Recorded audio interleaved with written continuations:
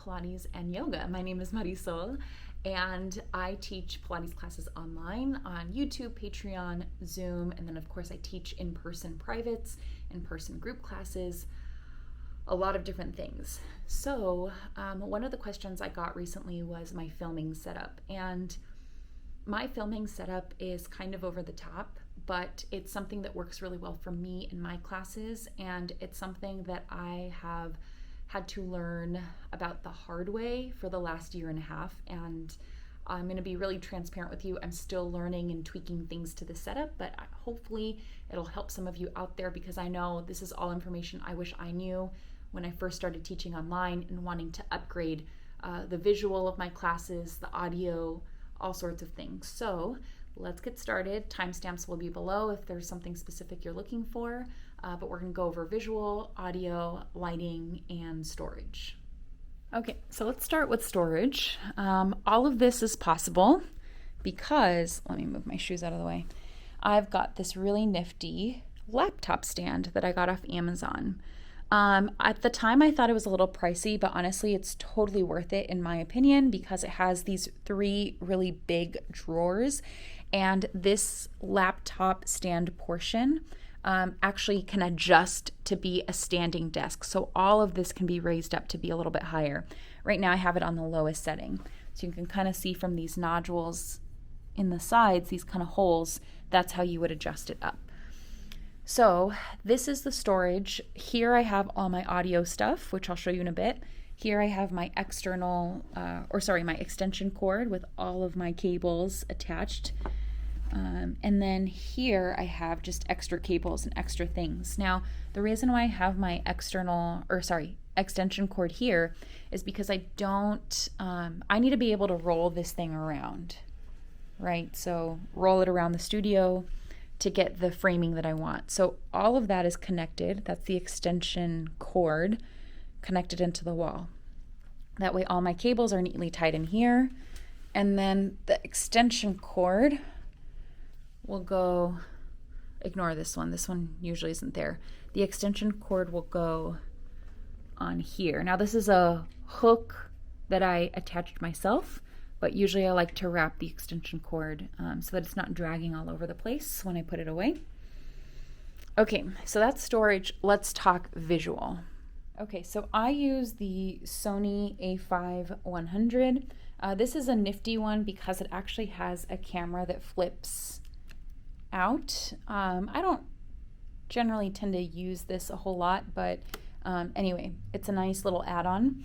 So there's a few things that you need to have in order to use this as a camera for your Zoom classes, for your live classes, or when you're recording. And one of them is this external battery. Now this is actually plugged into the extension cord so that the battery doesn't run out and so your camera doesn't overheat. Partly so it doesn't overheat. I don't actually film videos and save them to this camera. I film them on the computer, and I'll show you how in a second. But the other thing you're going to need is this cable, which is an HDMI cable. Make sure that the camera that you're buying has the option for HDMI. Really important.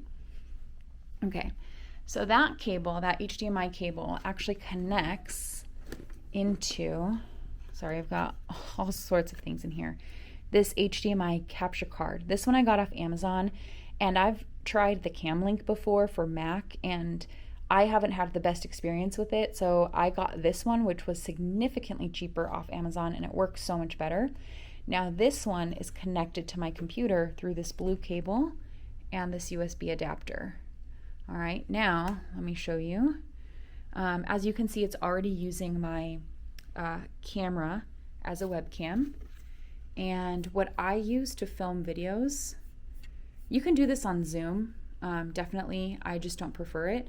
But I go to this QuickTime player here, and I just put new movie recording, and it comes up here. Now I'll show you kind of the difference, although you won't really be able to tell too much. But this is the FaceTime, my computer camera thing.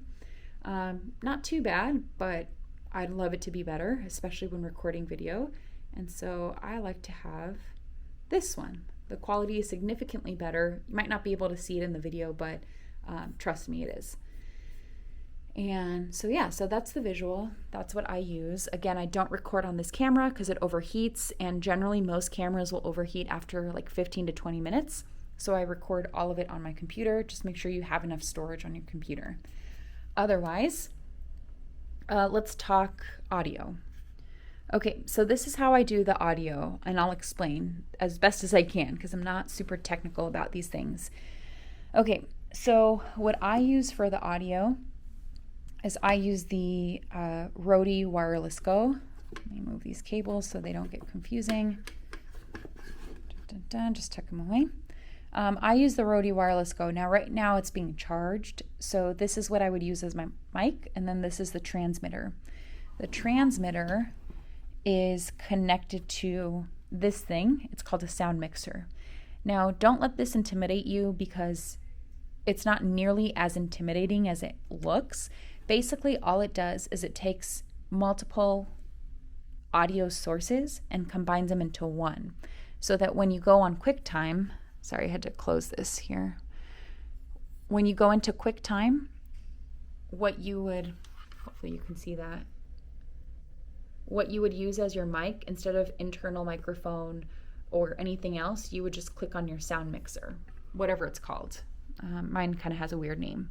But anyway, let me close this.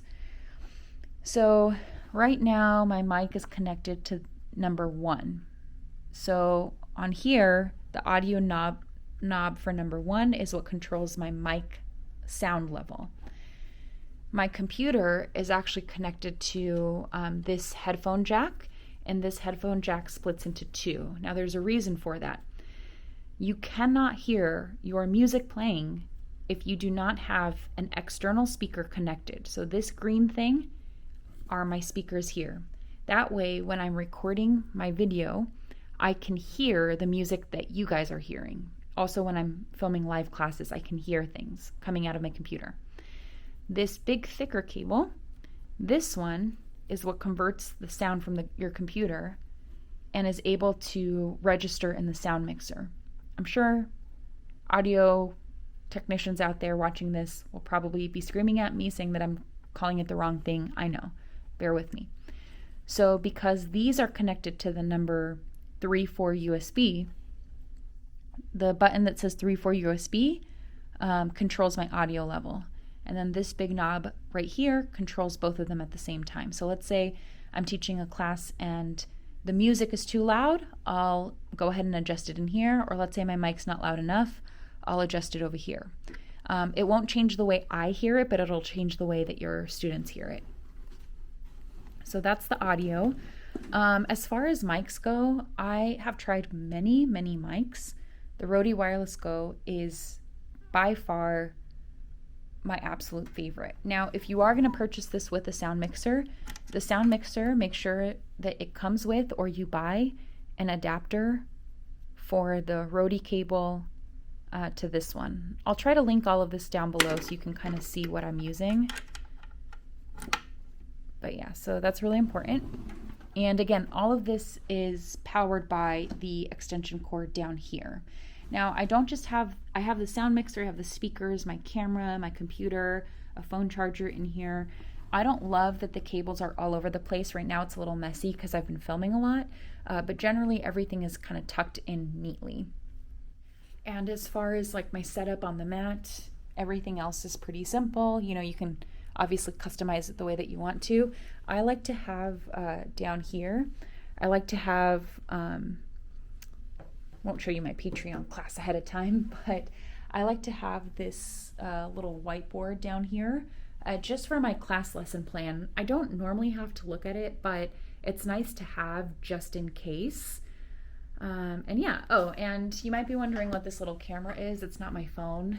It's the DJI Osmo Pocket. I have it for just my everyday, but it works really well for vlogging and stuff. It keeps everything pretty stabilized. And that way I don't have to take up too much memory on my computer. But yeah, that's pretty much my setup. It's a lot easier when you have a storage stand system because then I can just roll it out and in. Doesn't take up too much space and looks pretty neat if you keep it organized for the most part. So if you look at what's holding up the light and what's holding up the camera, those are separate stands that I bought off of Amazon, and they hook onto the surface of the laptop holder. So it's not very complicated, but that's why I like that storage unit, because the laptop desk portion of it, you can hook an additional arm, is what it would be called. Of course, I'll have all of this linked down below so you can kind of see how the separate pieces combine together. If you have any questions, just let me know. I hope that was helpful. I do want to let you guys know that none of this stuff is required if you are going to be teaching online Pilates, dance, or yoga classes. Actually, for dance, you might need it, because if you're just playing music in the background to your students, it's going to sound super muffled. So it's nice to have an external sound mixer that connects the two sound sources, and it makes both both sounds or both audio really, really clear. There's nothing like taking a dance class online with really bad quality. So anyway, if you're teaching dance, that's the best setup. If you're teaching Pilates or yoga, you really don't need that fancy of a setup, minus your visual and mic. But if you want to add music, or you want to film music at the same time as you're filming your class, it's the best way to go. I promise you. The only tricky part is because I'm using a Mac, I require a lot of adapters for the Mac. So sometimes when something isn't working quite right, it's hard for me to determine, is it a cable, is it my camera, is it the sound mixer, or is it the adapter? So that's the only thing I want to caution you of, is obviously the more advanced your setup gets, the more complicated it is to solve problems when they come up. Now, they don't come up often, although lately for me they have been, but for the last year, I generally don't have too many issues. All right, other than that, I hope this was really helpful for you guys. Let me know if you have any questions. Otherwise, I'll see you in my next video.